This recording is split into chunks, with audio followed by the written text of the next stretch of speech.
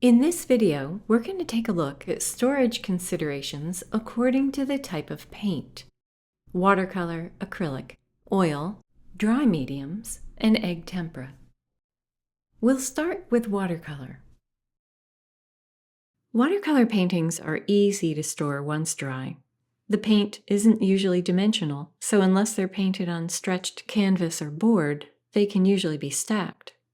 Also, the pigment is sealed onto the surface by the gum arabic binder, so unless it gets wet, the paint will not normally transfer to the surface above it. I've never personally seen it happen. Watercolor on paper is best stored flat and horizontal, ideally with a piece of interleaving between each piece.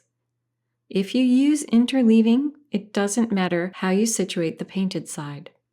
If you don't use interleaving, I would place them all with the painted side facing upward. Paintings in this medium can be stored in a dark or a lit room, as long as they're not in direct sunlight, as mentioned. Watercolor paintings on panel, board, or canvas, however, should be stored vertically, based on what we mentioned about the surface type. And I would situate them individually or face to face with a piece of interleaving paper between the two painted images. Of course, framing your watercolor paintings is an option as well. The frame creates a kind of microclimate where changes in temperature or humidity are buffered a bit, in addition to protecting the piece from dust and UV rays if using proper glazing. It can be costly, however. Surprisingly, acrylic paint isn't as hard once dry as oil paint. This, plus the fact that it has a slight electromagnetic charge, makes it more vulnerable to dust and dirt. Dust particles are actually attracted to acrylic paint, and the softer surface can lead them to become embedded in the paint layer. The softer material also makes it more vulnerable to denting, so be careful if you lean them against one another. Generally, acrylic paintings do well framed with UV filtering glass, stored in thick polyethylene plastic as interleaving, or varnished and framed without glass. Acrylic paintings are, however, less vulnerable to cracking than oil paintings, as the softer film is also more flexible. They do well when a room is slightly cooler than room temperature, so the film hardens ever so slightly, but not cold, such as sub-zero, which could cause the film to become brittle and break. You should also avoid storing acrylic paintings in temperatures over 75 degrees or 25 degrees Celsius. Like watercolor, acrylic paintings seem to do well stored in a dark or a lit room. Oil paintings are a little more difficult to manage when it comes to storage. For one thing, they can take weeks, months, or even a year to fully dry. For this reason, the face of each painting will need protection throughout that time. Protection from dust and access to air, as oxygen enables the hardening of the paint over time. Oil paintings are also unique in that they should not be stored in complete darkness. When oil paint lacks access to a light source, even artificial light from a lamp, it can cause some colors to darken and whites to yellow.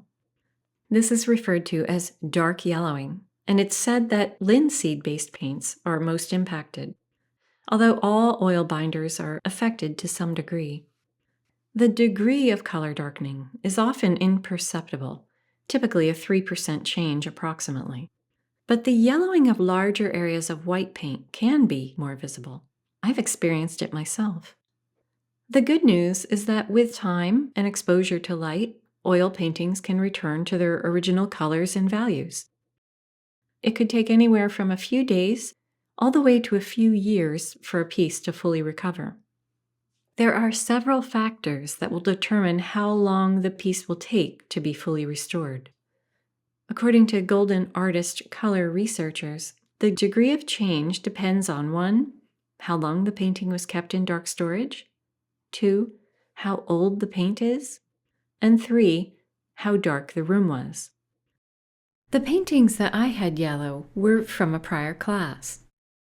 Once they were very touch dry, I stored them in a completely dark closet for approximately 2 years, and it took a full month to recover in my studio. Avoid the temptation to place a painting in direct sunlight to recover, as permanent damage can take place. Studio lighting is the safest. You could perhaps put it near a window, but out of direct sunlight. Prepare ahead to give a dark, stored painting plenty of time to recover in a well-lit room prior to exhibiting or before delivering to a client, even after being crated for shipment for a long period of time.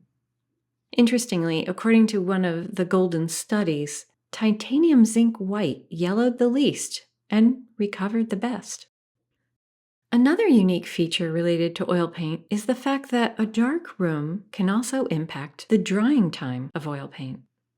This seems to be related to the pigment as opposed to the oil, although experts are still exploring this issue. Golden researchers have found that the drying time of some paints are not affected, some are mildly affected, and some are dramatically affected by dark storage. But generally speaking, the darker the room, the slower the drying time. According to their studies, ultramarine blue was relatively unchanged. Flake white was somewhat affected, but the drying time of quinacridone magenta, titanium white, and cadmium red medium were greatly affected by the amount of light. In the dramatically affected pigments, the most dramatic results were seen in very dark storage. So, how much light does an oil painting need to prevent these two phenomena from happening? While a painting is curing, average amounts of light, basically typical room lighting, whether natural or artificial, seem to be sufficient. Just avoid complete darkness or candlelight level lighting. So, with all this in mind, how should you store your dry oil paintings? Well, if they're still barely touch dry, it's best to leave them fully exposed to good air circulation and some kind of light source. Perhaps store them on a shelf, lean them against an interior wall, or stack them vertically and individually in a special shelving unit. It's especially important to avoid dusty or dirty environments while the paint is soft. You could also purchase inexpensive or used easels for the initial drying. Once safely dry to the touch, oil paintings can be stored individually on shelves, stacked vertically, hung on screens or walls, and even boxed up individually if you're willing to risk the lack of light. Let's take a closer look at each. I keep many of my touch-dry oil paintings facing the wall in a staggered drying shelf in my studio. I just have to be careful that they don't lean on the plastic separators. I don't want the dry paint to dent while it's curing. You could also frame and hang your oil paintings on a studio wall. Perhaps keep the screws slightly slack to lessen the pressure on the paint until it's thoroughly dry. Stored oil paintings should not be stacked horizontally, as over time the dimensional paint could get damaged, and the piece on a whole may not access enough air circulation. You could stack dried oil paintings vertically if you store them face to face and back to back with a piece of safe, heavy-duty interleaving between pieces, sized a little larger than the painting.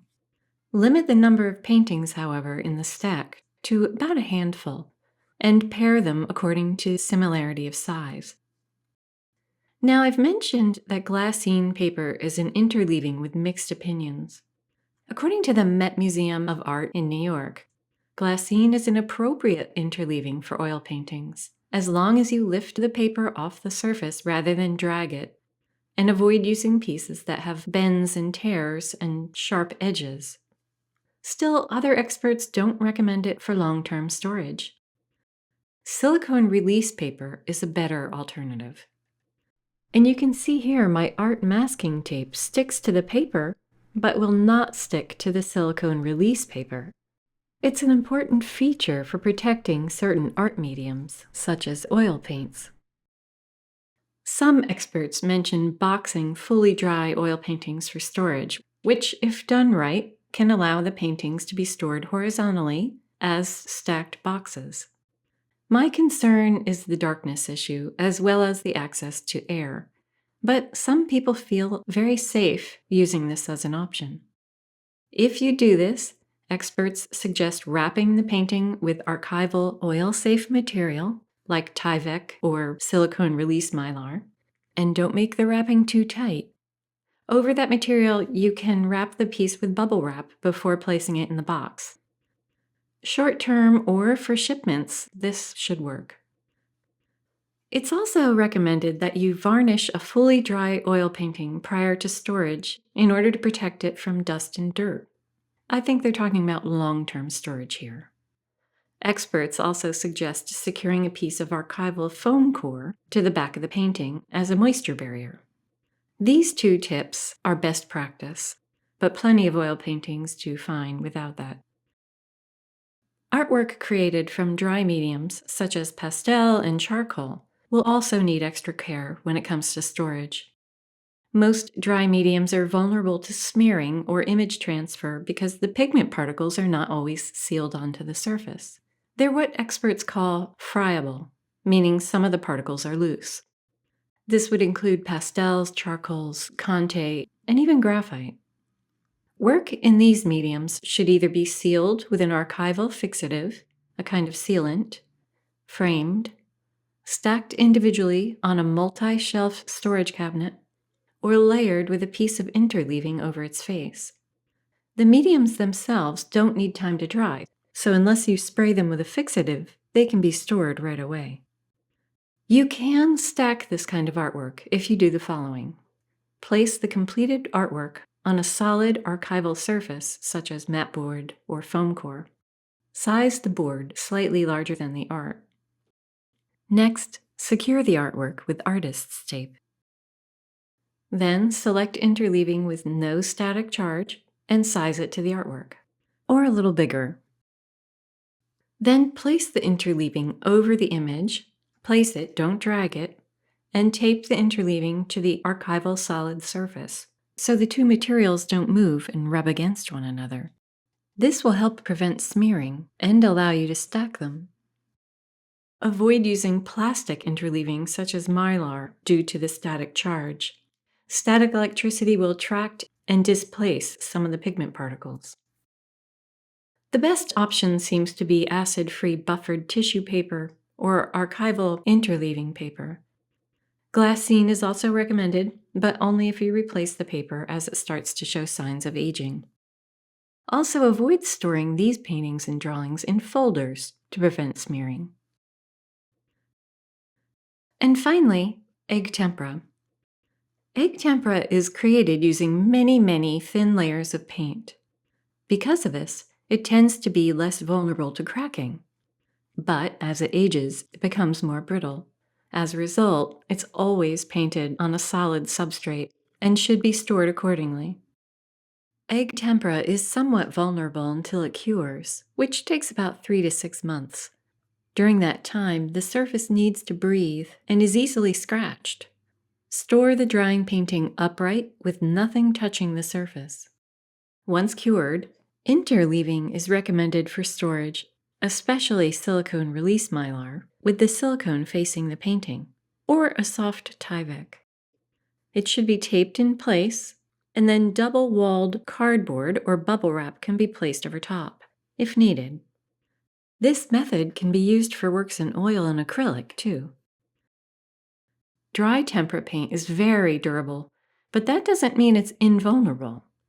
The surface is actually microscopically porous, making it a little more difficult to clean and at risk if exposed to moisture for extended periods of time. The risk of moisture is why it's recommended that artists paint the back and sides of the substrate with latex or acrylic house paint to seal it. Other painting mediums can be treated according to how they relate to the above art forms and substrates. In the next lecture, we'll talk about storage structures.